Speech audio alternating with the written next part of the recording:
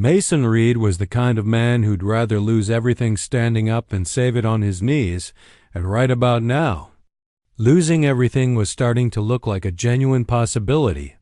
Redstone Ranch had been in his family for 3 generations. His grandfather had broken that land with his bare hands. His father had grown it into something serious, and Mason had spent the last 15 years keeping it alive through sheer stubbornness and 60-hour weeks. 2,000 acres of Texas cattle country that meant more to him than anything on this earth, and right now it was bleeding out slow and quiet like a wound he couldn't find the source of. The drought had been merciless. 2 bad seasons back-to-back had hit Redstone like a 1-2 punch that Mason was still trying to recover from. The cattle numbers were down. The pastures were stressed. The banknote was sitting on his kitchen table like an uninvited guest that wouldn't leave. 60 days. And the number underneath it was not a small one. His best ranch hand Hector had quit last week for a steadier paycheck somewhere else, and Mason couldn't even be mad about it, because he understood completely. He was running a 3-man operation with 1 man and pure determination. Mason Reed did not ask for help. That was just not something he did. Asking for help meant admitting the thing was bigger than him, and he was not prepared to have that conversation with himself or anybody else.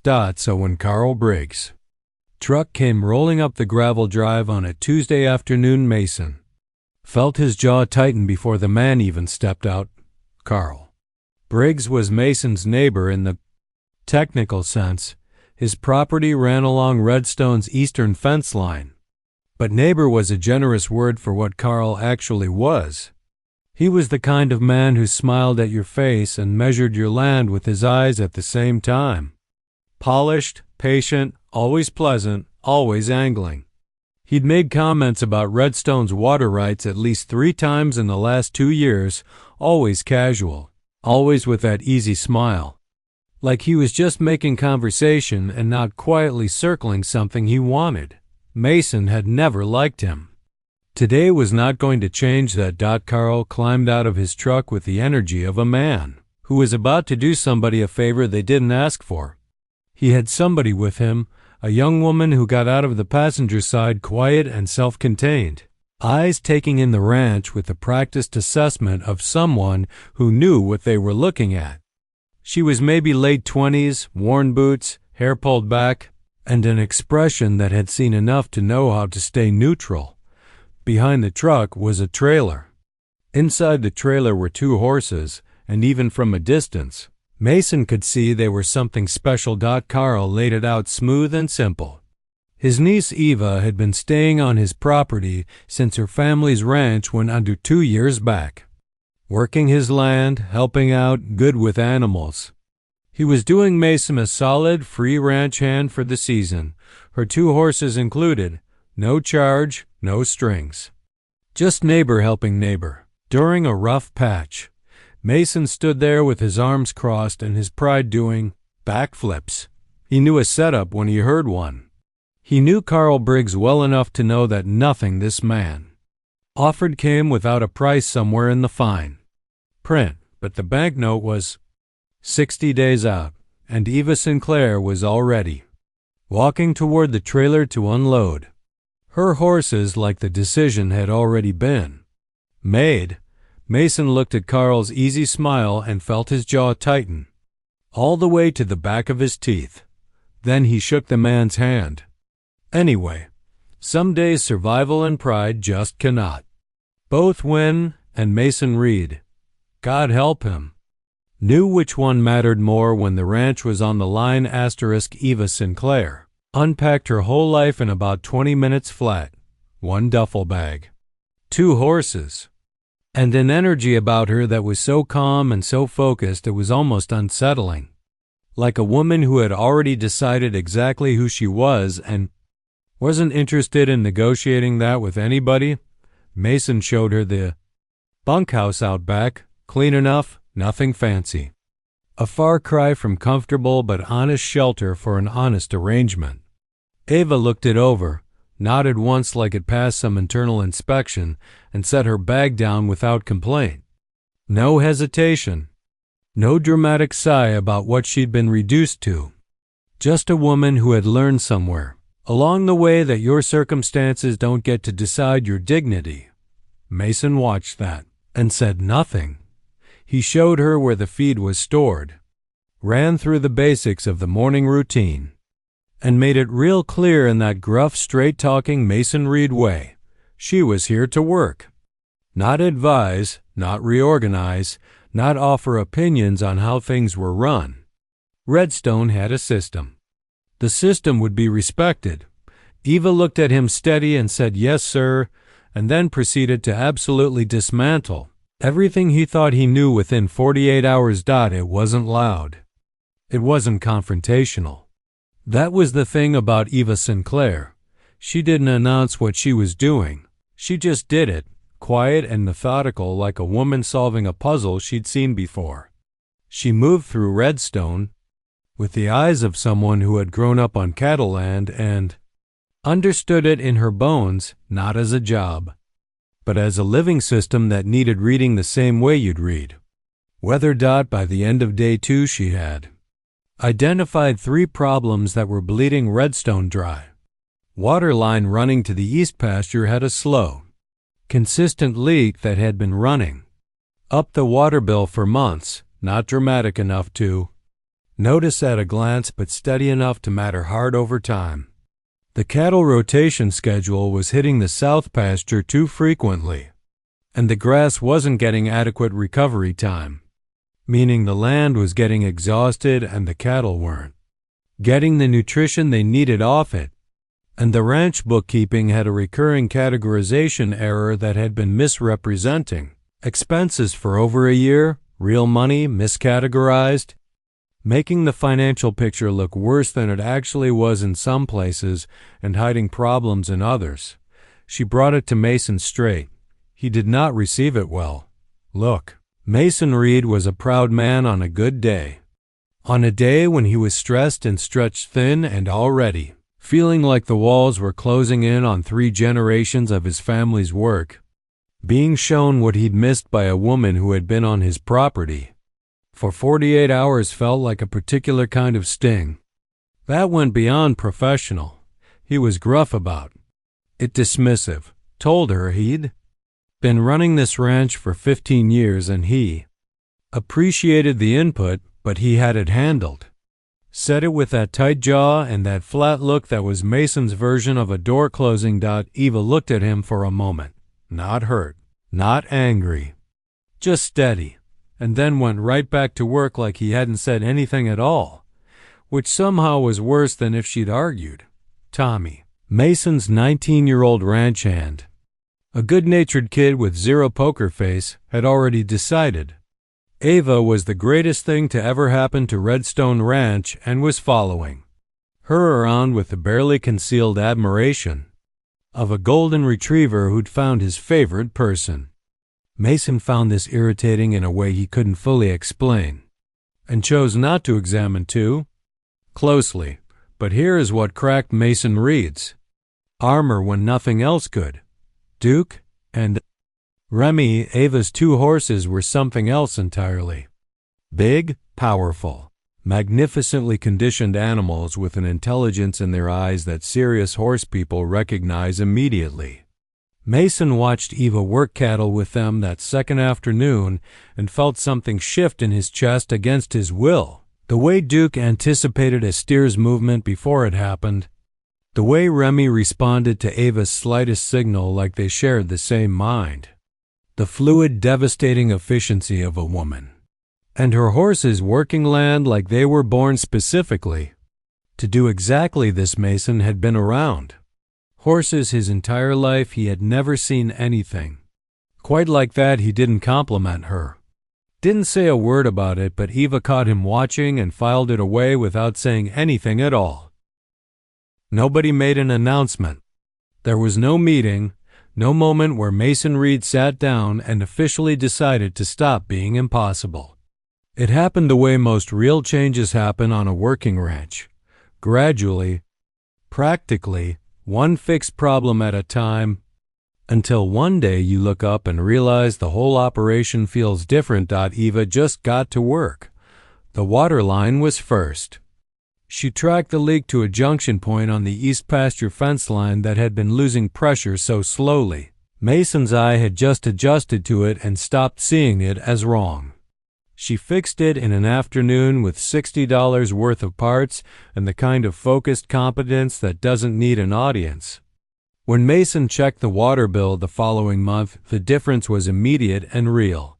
He stood at the kitchen counter looking at that number for a long, quiet moment. He didn't say anything to Eva, but he stopped dismissing her suggestions quite so fast. After that, the cattle rotation restructure took longer. This was the kind of fix that didn't show results overnight. It required patience and discipline and trusting a process before you could see the payoff. Eva mapped out a new rotation schedule on a piece of graph paper and left it on Mason's desk without comment. He stared at it for 2 days before implementing it. Within 3 weeks, the south pasture grass was visibly recovering, coming back thicker and healthier than it had been in 2 seasons.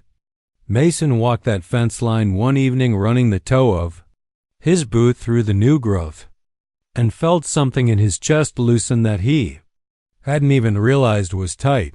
The bookkeeping correction put real money back in the picture. Not a fortune, but enough to matter, enough to breathe, enough to push the edge of the cliff back a few more feet. Eva presented the corrected numbers to Mason at the kitchen table with every calculation shown and source so clean that even his accountant couldn't argue with it. Mason sat across from those numbers and did the math 3 times, because he didn't trust a result that good the first time. It was real. Every dollar of it. He looked up from the papers and Eva was already heading back outside to work. Tommy had completely given up pretending to be professional about his admiration for Eva at this point. He was openly enthusiastic, telling anyone who would listen, which was mostly just Mason and the cattle, that Eva had single-handedly turned Redstone around. Mason told him to get back to work approximately 4 times a day. Tommy got back to work and then kept talking anyway because Tommy was 19 and had not yet developed a filter. Duke and Remy were woven into the daily operation now like they'd always been there. Eva worked those horses through the ranch tasks with a quiet precision that made everything run faster and cleaner. Cattle moved better. Fence checks covered more ground.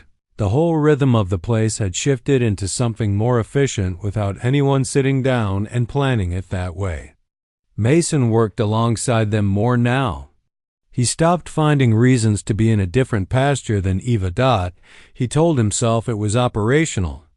It was not entirely operational.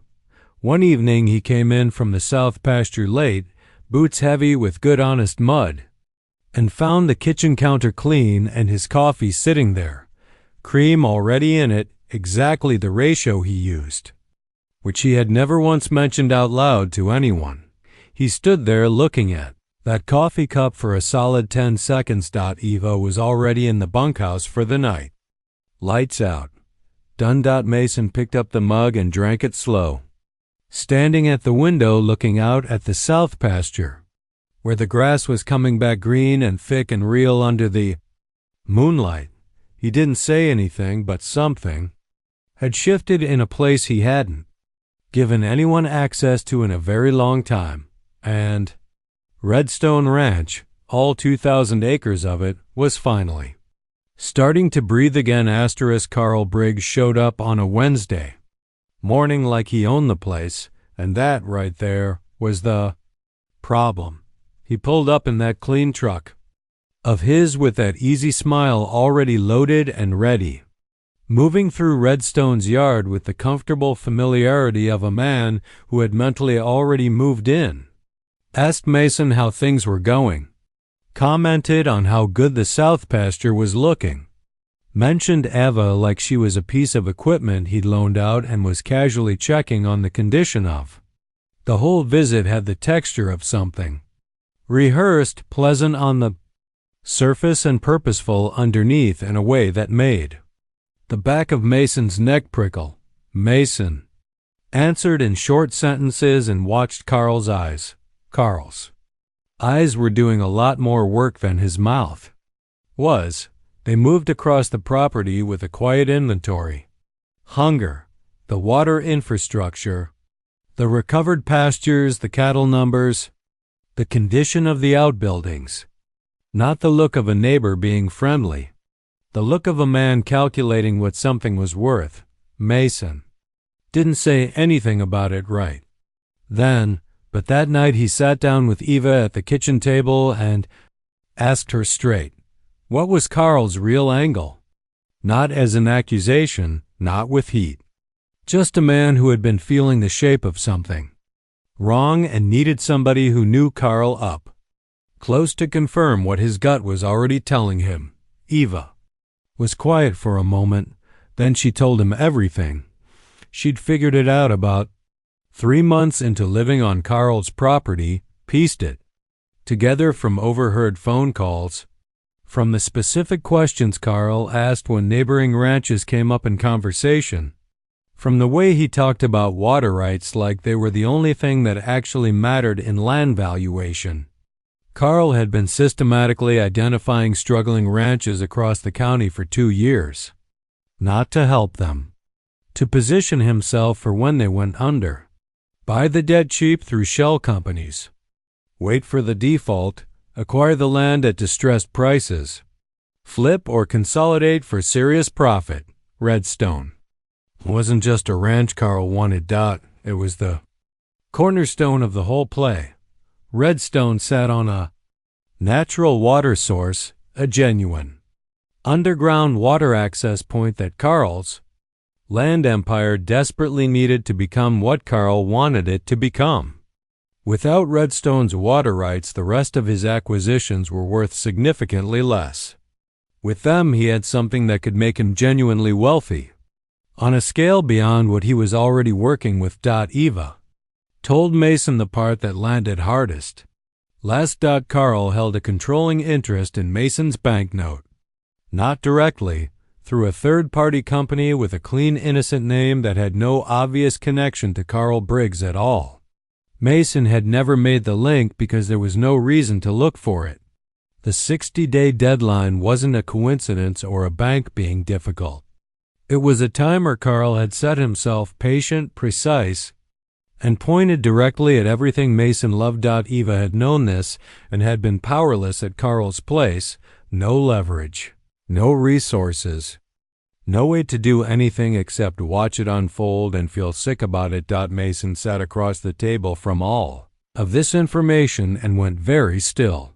Not loud still, not explosive still, the dangerous kind of still, the kind that lives in a man who has decided something and is just now working out exactly how. Eva watched his face and felt her breath go. Careful, she wasn't scared of Mason. She was scared for him because she knew what it looked like when a proud man who loved something deeply finally understood how completely he'd been played, and she knew that look never ended quietly.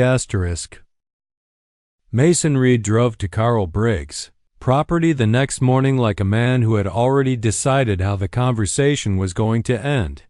He didn't call ahead, didn't send a message, just showed up at Carl's front door at 7:30 in the morning with clean boots and a jaw that could have cut glass, and knocked twice like a man who wasn't leaving until he'd said what he came to say. Carl answered, looking genuinely unsurprised, which told Mason everything about how confident Carl was in his position.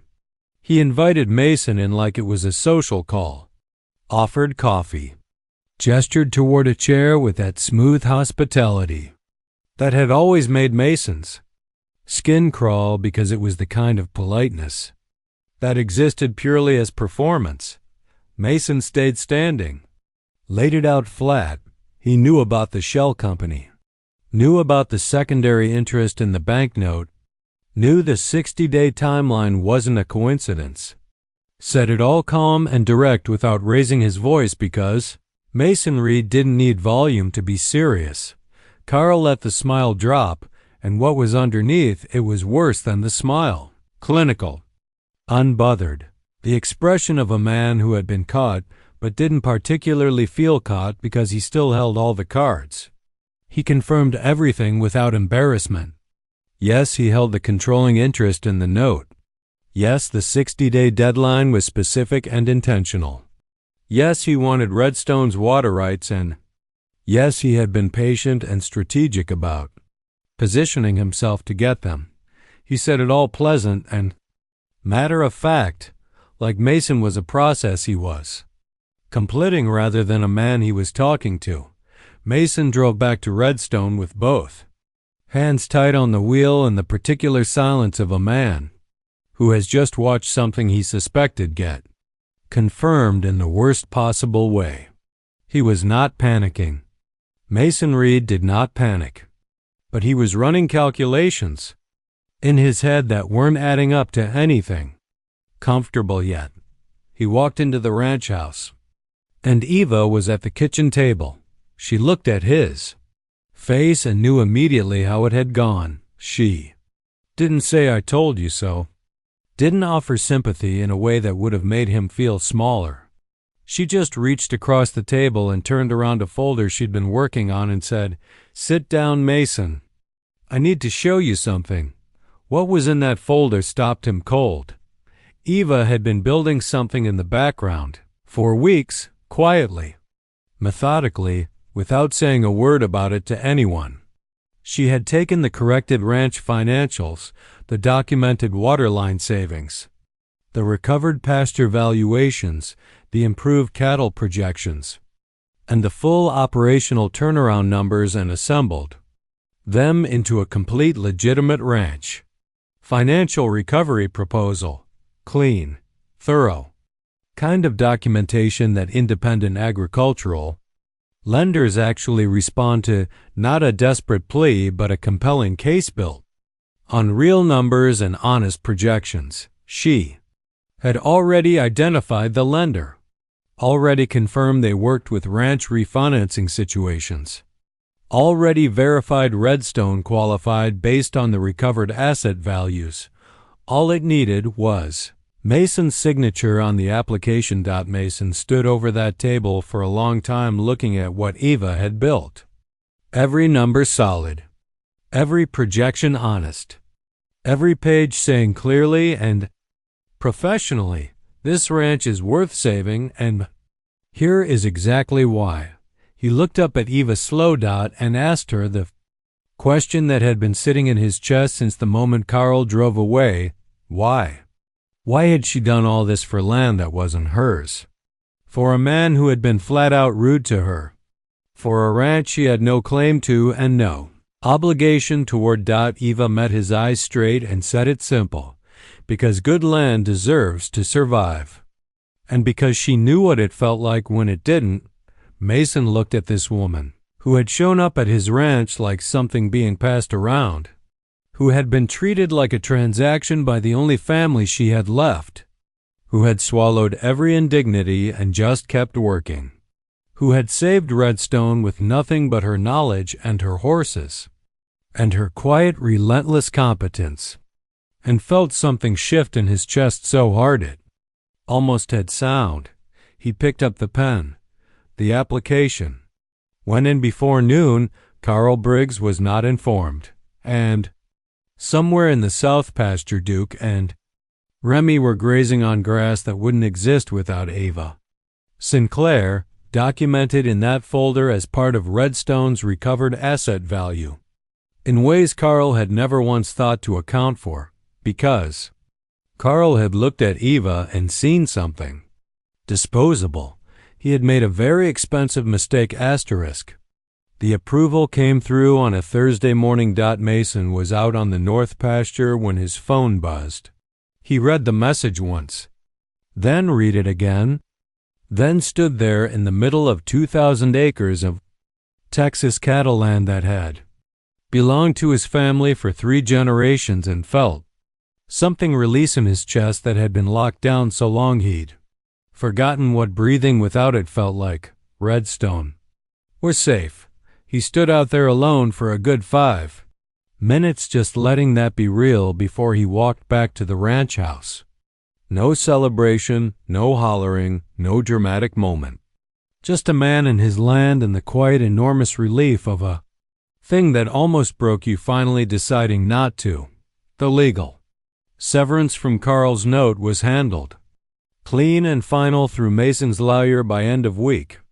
Carl Briggs made one phone call, smooth, pleasant, trying to reframe the whole situation as a fella misunderstanding between neighbors, and Mason let it go to voicemail and never called back. Carl left the county within the month. There were other struggling ranches in other counties, and Carl was nothing if not practical about cutting his losses and relocating his patients. He drove out of the area in that clean white truck with that easy smile pointed somewhere new, and Redstone watched him go from 2,000 acres of recovered Texas ground without a single apology. Good riddance didn't even begin to cover it. Tommy found out about the Conda refinancing approval approximately 4 minutes after Mason did. Nobody told him. He just had a sixth sense for good news and celebrated loud enough for the entire property. He told the story to every ranch supplier, every feed store employee, and every passing stranger who made eye contact with him for the next 3 weeks. Mason told him to calm down approximately 6 times. Tommy did not calm down. Tommy was 19, and this was the best story he had ever been part of, and he was going to tell it, whether Mason Reed approved or not. The morning after the approval cleared, Mason got up before 5, same as always. Same boots, same routine, and walked out to the South pasture in the early gray light before the sun had fully committed to the day. Eva was already there. Of course she was. She was standing at the fence line with Duke and Remy loose beside her. All 3 of them looking out across the pasture that had come back so thick and green and real, it almost didn't look like the same land that had been stressed and struggling 60 days ago. The early light was coming up gold and slow across the grass, and Ava had her arms resting on the fence rail, looking at it the way people look at something they helped build, quiet, honest satisfaction that doesn't need an audience. Mason walked up and stood beside her. They looked at the pasture together, without saying anything for a while, just 2 people and 2 horses watching recovered land in the early morning light, which is honestly one of the best things a rancher can ever look at. Then Mason talked. He didn't make a speech, didn't dress it up or perform it, just said the true thing straight, that he had almost lost everything his grandfather broke his back to build, and that she had saved it, and that he knew that completely and clearly, and no version of thank you was going to be big enough for what that actually meant. Eva kept her eyes on the pasture, said she came to Redstone feeling like a problem somebody was solving, like something being passed from one set of hands to another without anybody asking what she wanted or where she wanted to go. That Redstone was the first place in 2 years that felt like somewhere she had chosen rather than somewhere she had landed. Mason was quiet for a moment. Then he turned and looked at her the way Mason Reed looked at things he was serious about, direct, no performance, completely present. And asked her to stay, not as a ranch hand, not as an arrangement with terms and conditions and a seasonal end date. Just stay on Redstone with him, because the ranch ran better with her in it, and because if he was being completely straight about it, which he always was, so did he. Eva looked at Duke and Remy grazing on grass that existed because she'd fixed a water line and restructured a rotation schedule and refused to let good land go under without a fight. She looked at this hard, complicated, proud, genuinely decent man who had left cream in her coffee without Being asked and never once after that first week made her feel like anything less than exactly what she was. She said yes like it was the simplest decision she'd ever made, because it was. Redstone Ranch ran better than it had in a full decade. Tommy got a real wage and told the refinancing stories so many times it started developing additional details Mason was fairly certain weren't accurate but couldn't be bothered to correct. The south pasture was the best it had been since Mason's grandfather ran cattle on it. The books were clean. The water ran right. The cattle were healthy and the land was recovering. And every morning the coffee on the kitchen counter had the cream already in it. Duke and Remy were permanent. Eva was permanent. And Mason Reed, who had shaken Carl Briggs' hand 60 days ago with his jaw tight and his pride screaming and absolutely no idea what he was actually agreeing to, had accidentally, stubbornly, reluctantly made the single best decision of his entire life. He didn't say that out loud, but Eva knew. She always had.